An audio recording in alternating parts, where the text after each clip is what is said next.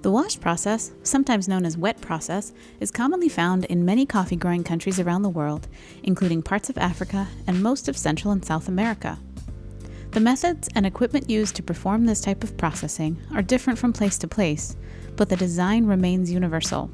It's designed to remove the coffee fruit from the coffee seed quickly and thoroughly after the coffee is picked, so that it can be dried clean in its parchment layer. In this video, we'll be exploring just one example of the wash process by following along with a producer washing his coffee in the highlands of Peru.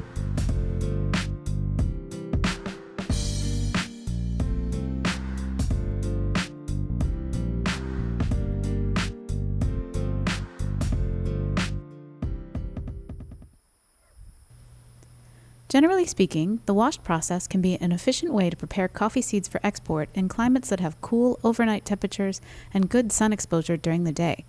It's also a space saver for small producers who do their own wet milling and some of their own drying on their property, as we'll see in this video from Finca Ecologica. To begin, coffee is harvested ripe when the coffee is dark red, bright red, purple, or yellow, depending on the variety or cultivar. The cherry is selectively picked by hand and carried to a receiving point. At this farm, the cherry is delivered to an area around a small mechanical depulping machine, which is equipment commonly found on farms in Latin America. Before being depulped, it's weighed, rinsed, and given a first sort for quality. Some producers do what's called a float test of their coffee cherries. They submerge the cherries in water and scoop off any cherries that float to the top of the tank, which is a sign of a defect. Whole coffee fruit is then put through the depulper. This machine squeezes the seed out of the tough, cherry-like skin, which is known as the fruit's pulp. Depulping typically happens as soon as possible in the wash process, usually within 8 to 12 hours of the harvest. After depulping, the seeds are still covered in their sticky fruit material, which is called mucilage. This mucilage is removed throughout the washing process. The sticky seeds are typically transferred to a fermentation tank. The pulp left over is usually used for compost or fuel, or it's discarded.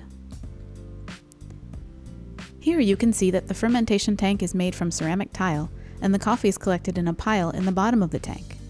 In this case, the sticky seeds are kept dry in an open fermentation style, which means they're not submerged in water during the fermentation. The seeds will be left like this overnight to ferment in the tank.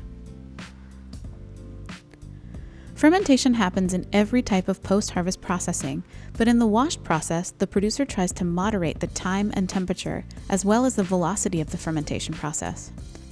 Fermentation is useful because it will help soften the fruit mucilage, making it easier to remove in the washing. The next day, the actual washing begins. The producer first makes sure that the mucilage has fermented enough by inspecting a sample with his hands to feel how sticky or tacky the material is. He then fills the tank with fresh water to submerge the coffee. While the coffee is still submerged, he'll agitate it with a long wooden tool. The vigorous agitation in the water removes the mucilage, leaving the coffee clean in its parchment layer and ready for drying. You can see how the water becomes murky as it starts to fill with mucilage material. Farmers often repeat the process of washing the coffee by draining the murky water out and refilling the tank with fresh, clean water. The water used in this process needs to be purified, treated, or disposed of very carefully. The fruit mucilage left behind from the washing will contaminate fresh water or groundwater sources if it's not handled properly. On this farm, the producer washes his coffee 3 times.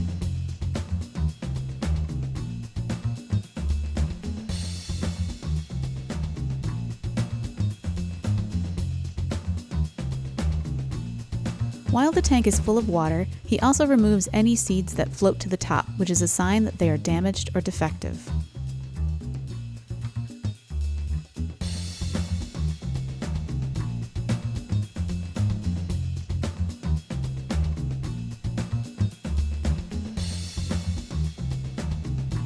Once the seeds are clean from mucilage, this producer does another quality sort.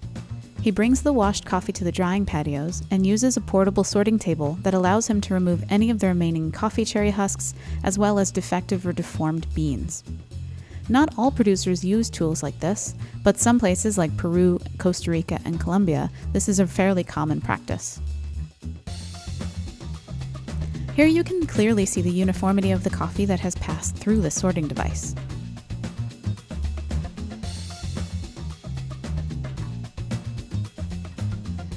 After the final sort, the producer brings the washed coffee to the drying surface and spreads it out.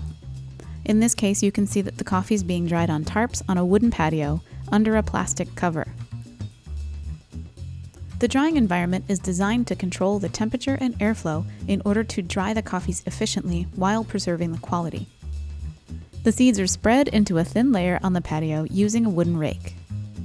The coffee will be raked several times a day throughout the drying process to ensure that it dries evenly.